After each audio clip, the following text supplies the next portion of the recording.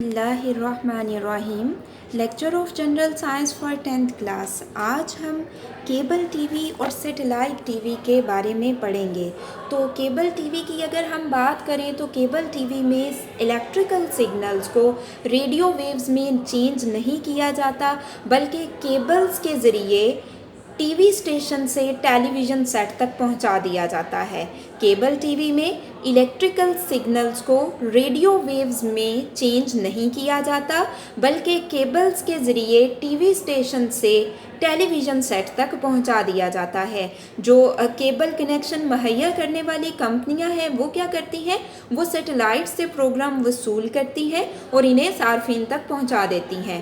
कंपनियां कहाँ से सिग्नल्स को वसूल करती हैं? सैटेलाइट से। ठीक है, सैटेलाइट से सिग्नल्स को रिसीव करती हैं और इन्हें सार्फिन तक पहुंचा देती हैं। नेक्स्ट हम बात करेंगे जी सैटेलाइट टीवी के बारे में। तो सैटेलाइट जो है वो सबसे पहले हमें पता होना चाहिए कि क्या होते हैं। तो कोई भी ऐसी बॉडी जो कि इजराम फल्की के इर्द गिर्द मूव करती है उसे हम सैटेलाइट का नाम देते हैं। अब लाइक अगर आप बात करो तो चाँद जो है वो ज़मीन के गिर्द मूव करता है, तो इसका ये मतलब है कि चाँद जो है वो ज़मीन का सैटेलाइट है और ज़मीन सूरज के गिर्द रिवॉल्व करती है। इसका ये मतलब है कि ज़मीन जो है वो सूरज का सैटेलाइट है। तो अब हम ये देखते हैं कि सैटेलाइट टीवी जो हैं या सैटेलाइट्स के थ्रू हम किस तरह से सिग्नल जो हैं वो रिसीव करते हैं। तो अगर हम बात करें टीवी ट्रांसमीटर एंटीना वगैरह की, लाइक आपको ये डायग्राम में दिखाई दे रहा है, ये आपके पास एक ट्रांसमीटर एंटीना है। इसकी जो हाइट है ना वो 100 मीटर तक है। ठीक है, ये ट्रांसमीटर एंटीना है। इसकी हाइट कितनी है? इसकी हाइट 100 मीटर तक है और इसकी रेंज कितनी है? 30 किलोमीटर। रेंज का क्या मतलब हुआ कि ये जो ट्रांसमीटर एंटीना है ये 30 किलोमीटर की रेंज में सिग्नल्स को ट्रांसफ़र कर सकता है, इससे आगे नहीं कर सकता। ठीक है, अब क्या है कि ये हमारे पास टीवी स्टेशन है। ट्रांसमीटर एंटीना ने यहाँ से सिग्नल रिसीव किए, यहाँ से रिसीव करके सिग्नल्स को ट्रांसमिट किया। ये आपके पास टेलीविज़न एंटीना है, उसने सिग्नल रिसीव किए और हमें क्या हुआ, हमें प्रोग्राम जो है वो ऑब्टेन हो गए। ठीक है, हमें क्या हुआ कि जो नशरियात हैं वो हमें वसूल हो गई। अब क्या है कि अगर दूर दराज इलाकों तक सिग्नल्स जो हैं वो मुहैया करने हों, ट्रांसफ़र करने हों, तो दूर दराज मुल्कों तक ले जाने हों, तो ट्रांसमीटर एंटीना के थ्रू वो नहीं जा सकते। तो उसके लिए क्या यूज़ किए जाते हैं? उसके लिए सैटेलाइट्स यूज़ किए जाते हैं। ठीक है, उसके लिए क्या यूज़ किए जाते हैं? उसके लिए सैटेलाइट्स यूज़ किए जाते हैं।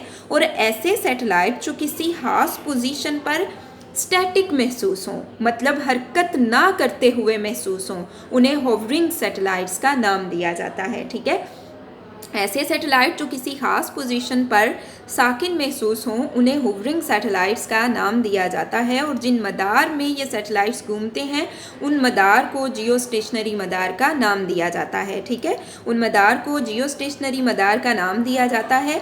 चलिए हम एक एग्जांपल से इसको समझने की कोशिश करते हैं कि अगर हम ज़मीन की सतह से करीबन 36,000 किलोमीटर की बुलंदी पर घूमने वाले एक सैटेलाइट की बात करें तो वो 24 आवर में अपना एक चक्कर मुकम्मल करता है।